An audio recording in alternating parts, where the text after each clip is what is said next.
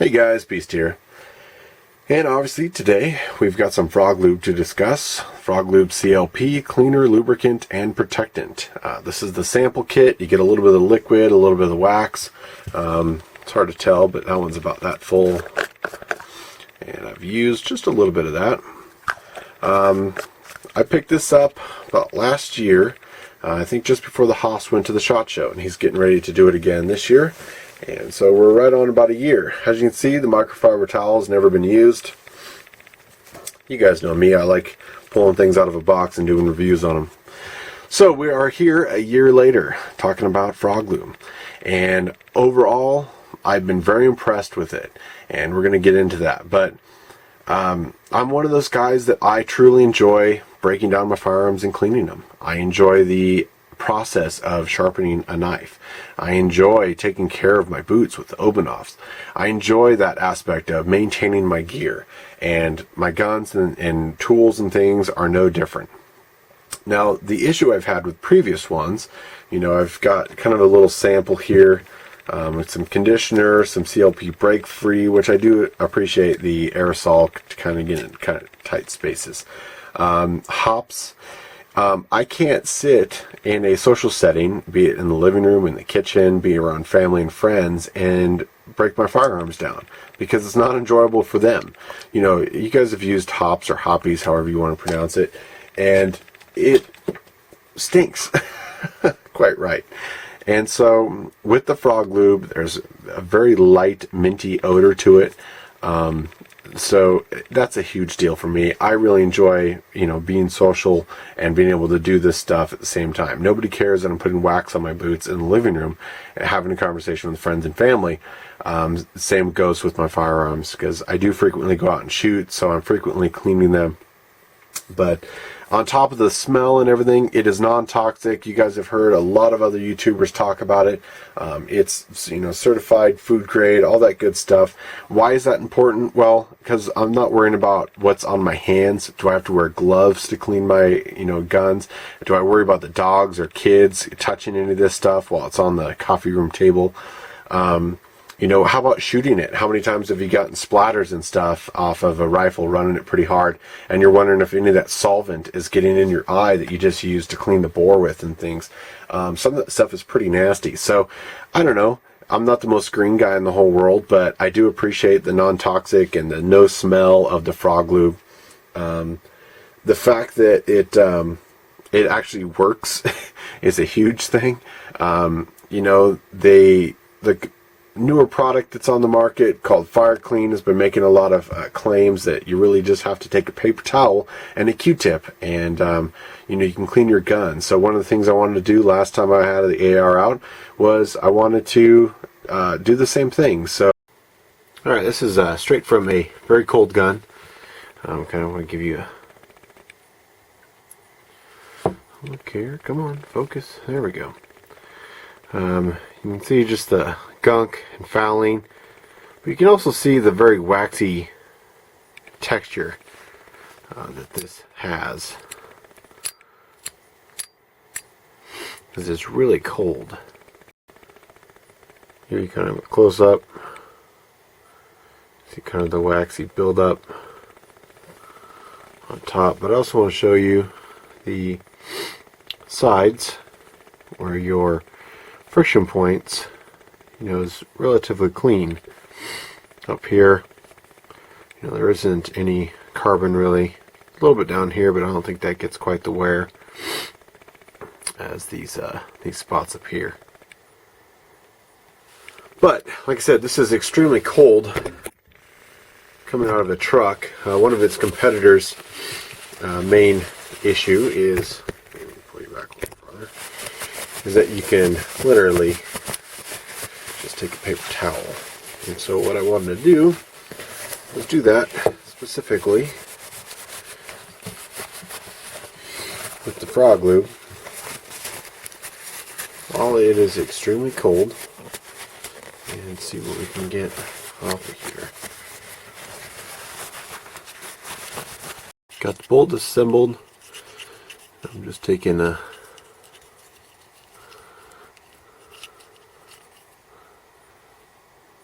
kind of clean this up.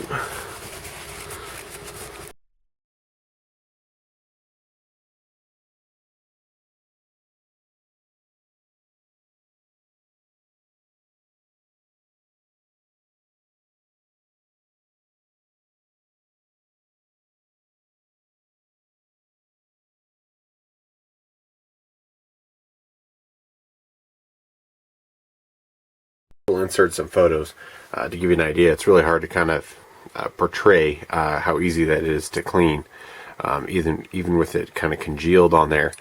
Now, none of this has had any extra Froglube added. Everything was wiped off, basically with paper towels and some Q-tips. Now, I don't always do it this method. One reason was because that is what a newer competitor on the market is basically advertising, that you don't really need, you know, your dental picks, that you can just wipe them clean. And so that's kind of what I did today. Did a couple of pistols, did the 22 conversion, CMMG that's stainless. This you can definitely tell, you know, that it's much more slick. Have you ever seen a 22 conversion? There is a little bit of carbon right here that didn't wipe off with the paper towel, but I mean, otherwise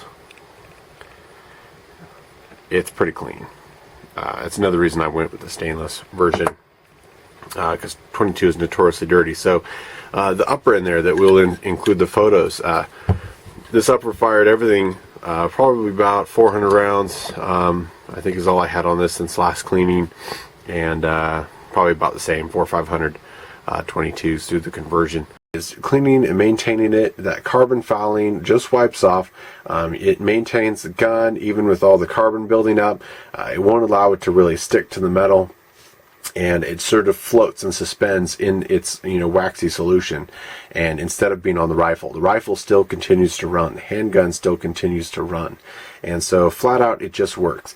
If you don't believe me, after you buy some and you're, you know, a newer Froglube enthusiast, give one of them to a friend and have them break down their gun and put it on there. And you cannot tell me that after you're done, even the first time using it, that when you rack that slide, when you pull that charging handle, that you do not notice an absolute difference over whatever gun cleaner lubricant you were using previously. Hands down, is one of the most biggest differences you're going to notice, is things just work smoother. And it's impressive. It's a noticeable difference. It's not one of those like fanboy, like, you know, I'm going to use this because it's the best thing in the whole world because my tactical space gun guys use it. You're going to notice an absolute difference, and that's what kind of sold it on me. The fact that it does all the things it says it does as far as carbon fouling and everything else is great. But you're going to notice an absolute difference the way you rack that slide. I've used it on other things. This is the Sven saw I've had for years. Now the marks on here are from previous rusting that had to get cleaned up after snow trips. Once I Froglubed it, I haven't had an issue really since. And you'll see in the inset video of pictures of it just sitting in the snow. Got the lifeline shovel, Sven saw, high desert survival knife. Of course, not really in the high desert now. You know, I may not be the kindest on equipment when I'm out there, especially when it's cold and it's wet and it's snowing. You just got to get stuff done. You're not worried about putting your axe down in the snow. The Grandfirst Brooks has done terrifically with the Froglube. Now, you guys just saw in my Tops bob knife video where I did have an issue, and it's a weird randomness. I could go in the snow 3 outings and come back and nothing, and on the 4th one I'll have a little bit of rust on that blade, even though it's been Froglubed. The downside about Froglube is you know, there's a little bit more application process. You do have to heat up your items. You can use a hair gun or a hair dryer or heat gun. There's tons of videos about how to apply Froglube. I'm not really going to go over that. It is a little bit more involved when you first do it. The reasoning is because the pores open up and the Froglube gets in there and it becomes seasoned like an iron skillet, is the best analogy I've heard on the internet. And it's absolutely true. You know, the more you use it, the more you run it, you know, the more seasoned it gets. Anybody that has a good old iron skillet knows exactly what I'm talking about, and that's kind of what Froglube does. Now, it is not without its downsides. Because it is a waxy version, this is the liquid version, but even the liquid, it does not take much drop in temperature for it to start to solidify. And that was kind of the only issues I've had with Froglube. I absolutely love it. Even though I'm almost out, I'm going to be buying more. But I don't know that I'll be running it in the winter. And I know it's not, you know, you're not supposed to switch back and forth. Froglube does a great job at destroying petroleum, and it eats it and dissolves it. So you can't really go back to a petroleum-based lubricant. But what you're going to see in this inset video is the biggest issue I had was with the XDM. It's a striker fired, which means the small pin in there, or small springs, and I was having issues in the cold, which I've never had before with anything else on the XDM, and I was getting light primer strikes. You're going to see that. So the first time it happened, when it was super cold, it was in the teens overnight, and you know, the gun was in its safe in my pickup, and we went out shooting, and I was getting light primer strikes.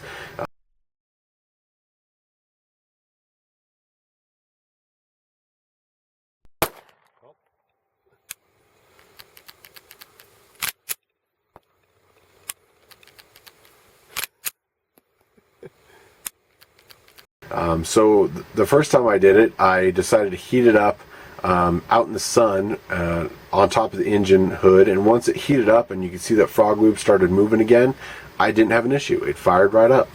So I brought it home and I was like, you know what, you know, it's easy when you apply Froglube with the brush and stuff, when your slide is hot and you're applying it with a brush, it's easy to get a nice thin layer on there.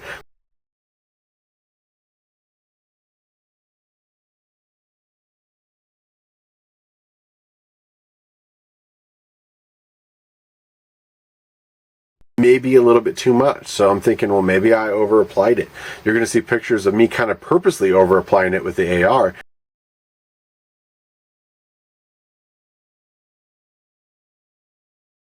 We're checking out the Froglube in very cold temperatures. You can see the wax is built up.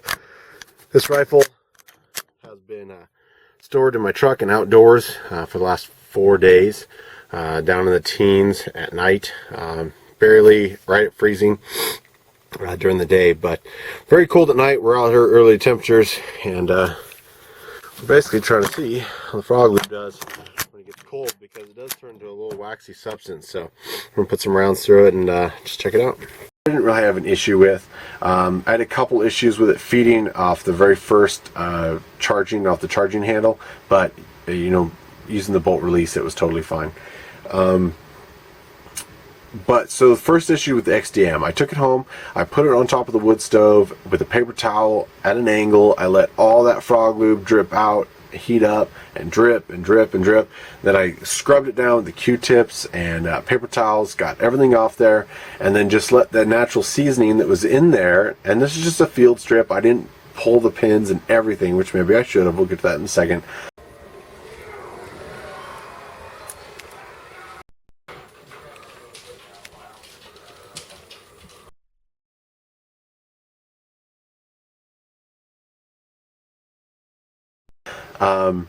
And I went back out, let it in the, you know, got it cold again, went back out, and still same thing, light primer strike. So I'm wondering, like, you know, is it the XDM, blah, blah, blah. Anyway, so I take the slide off and I put it on a small propane heater while we're out shooting other stuff. I come back a few minutes later, I reassemble it, instantly fires. So it's something with the cold, and I think it has to do with the Froglube.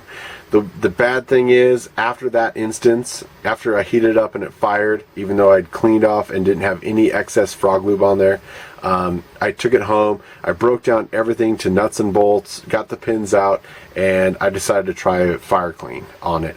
And reassembled it, put it back in the garage, you know, 9-8 degrees overnight temperatures we're having, and went back out in the cold, and it fired right off. Alright, so what we're having a problem with is, this has been in my truck again. We did some cold weather testing with the Froglube with extremely poor performance, and so what we're out here today to do, let me put one in the chamber, is see if we're having the same issue with the fire clean. I'm not sure I can do this with the camera. Nope.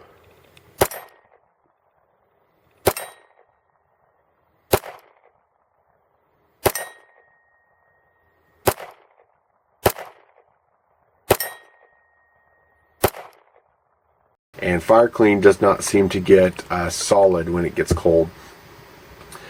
The only thing I wish I would have done is pulled the XDM down to absolutely bare nothing, pulled the firing pins out, made sure there wasn't any excess that maybe didn't come out when it got heated, and then reran it before I went to the fire clean. Obviously now it's too late.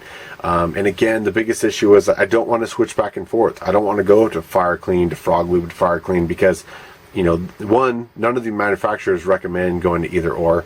I haven't got a straight answer from fire clean whether theirs is, you know, a petroleum base that will get destroyed, vice versa with the Froglubes. It's going to involve some testing. So that's what you're going to see in the inset video is the light primer strikes, me heating it up, you know, a repeated trip, putting it on the stove, going back out and still having issues. And I know what you guys are going to say, that, you know, your Glocks and your AKs and everything else, that you're going to go bury in the sand of concrete and they're still going to fire. That's not really the point of the video, but I know a few of you are going to mention it as well. So one of the great aspects of Froglube, because it is the wax, is it doesn't drip. And those of you guys that conceal carry and you recently lubed up your gun, if you over lube it, which many of us kind of do, you think more the merrier, a lot of times that will drip. You won't think it will, but you get it all on there and you carry it all day and you're going to see excess lube up at the front of the gun. And Froglube doesn't do that. And so I really appreciate the qualities of Froglube for your concealed carry.